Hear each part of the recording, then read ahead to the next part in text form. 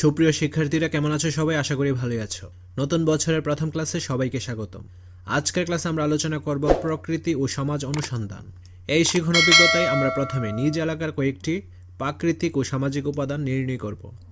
এরপর দুটি ভিন্ন ভূপ্রকৃতি ও সামাজিক বৈশিষ্ট্য সম্পন্ন জনগোষ্ঠীর ঐতিহাসিক ও সাংস্কৃতিক প্রেক্ষাপট নির্ণয় করে বিশ্লেষণ করব। প্রেক্ষাপট দুটির উপর প্রাকৃতিক ও সামাজিক উপাদানের প্রভাব চিহ্নিত করব। বৈজ্ঞানিক পদ্ধতি অনুসরণ করে অনুসন্ধান করার পদ্ধতি সম্পর্কে জানব। এরপর আমরা নিজ এলাকার ইতিহাস ও সামাজিক প্রেক্ষাপট তৈরিতে প্রাকৃতিক ও সামাজিক উপাদানের প্রভাব বৈজ্ঞানিক পদ্ধতি অনুসরণ করে অনুসন্ধান করব।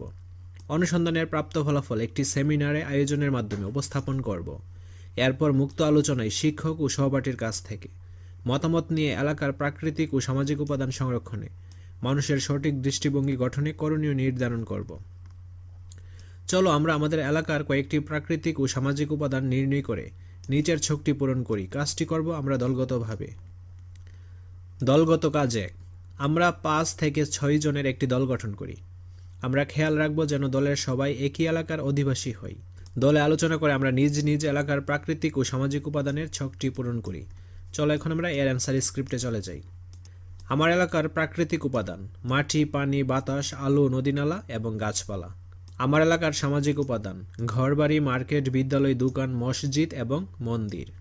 প্রকৃতি ও সমাজের প্রভাব। এই রিডিংগুলো অবশ্যই তোমরা নিজেরা পড়ে নিবা, ঠিক আছে? এই রিডিংগুলো পড়লে ভিডিওটি অনেক লম্বা হয়ে যাবে। আমি ধরে নিচ্ছি এই রিডিংগুলো তোমরা ভালোভাবে পড়ে নিয়েছো। এখন আমরা অনুশীলনী কাজ 1 এইটার সমাধান করব। আমরা জব্বার হোসেন ও অন্বেষা সাংমার জীবনের গল্প পর্যালোচনা করলে দেখতে পাই সমুদ্র তীরবর্তী জেলে সম্প্রদায় ও গারো নৃগোষ্ঠীদের জীবনযাত্রা গড়ে উঠেছে ভিন্ন ঐতিহাসিক ও সাংস্কৃতিক প্রেক্ষাপটে। এই দুই সম্প্রদায়ের ইতিহাস, ভাষা, পোশাক, খাবার, উৎসব ইত্যাদিতে রয়েছে। এখন তাহলে আমরা উপরে দুটি গল্প এবং বই, পত্রিকা ইত্যাদি উৎস থেকে তথ্য নিয়ে নিচের ছকটি পূরণ করি। তো চলো এখন আমরা এর অ্যান্সার স্ক্রিপ্টে চলে যাই।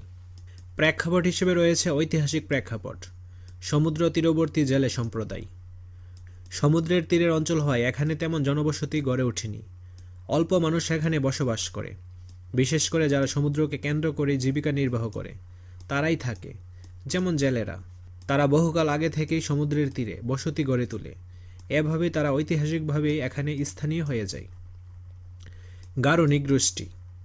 গারো সম্প্রদায় মানুষজন সাধারণত পাহাড়ি এলাকায় বাস করে, ফলে তাদের জীবন ধারণ পদ্ধতি আমাদের মতো সহজ নয়। যেমন এক পাহাড় থেকে আরেক পাহাড়ে খাবার অনুসন্ধানে যাওয়া, দূরবর্তী বাজার, স্কুল ইত্যাদি। এভাবেই তারা পূর্বপুরুষ থেকে এখন পর্যন্ত জীবন ধারণ করে আসছে, যা তাদের ঐতিহাসিক প্রেক্ষাপট তৈরি করেছে। সাংস্কৃতিক প্রেক্ষাপট: তাদের জীবনমান খুব উন্নত না হওয়ায় তারা খুবই নিম্নমানের জীবনযাপন করে, যা তাদের সাংস্কৃতিক প্রেক্ষাপট সৃষ্টিতে দারুণ প্রভাব ফেলে। যেমন জেলে হওয়ার কারণে তারা শিক্ষার আলো থেকে দূরে থাকে, এমনকি তাদের সন্তানেরাও শিক্ষা লাভ করতে পারে না। এছাড়া সমুদ্রের তীরবর্তী হয় বড় বড় ঝড় মোকাবেলা করতে হয়, যা তাদের অনেক ক্ষতি সাধন করে, যেমন ঘরবাড়ি অনেক ক্ষতিগ্রস্ত হয়। গারো নৃগোষ্ঠী। সাংস্কৃতিক প্রেক্ষাপট: তারা আদিবাসী হওয়ায় তাদের চালচলন, আচার আচরণ, খাবার দাবার, উৎসব অনুষ্ঠান ও ধর্মীয় দিক থেকে একেবারেই বৈচিত্র্যপূর্ণ হওয়ায় তাদের সাংস্কৃতিক প্রেক্ষাপট সুন্দরভাবে ফুটে উঠেছে।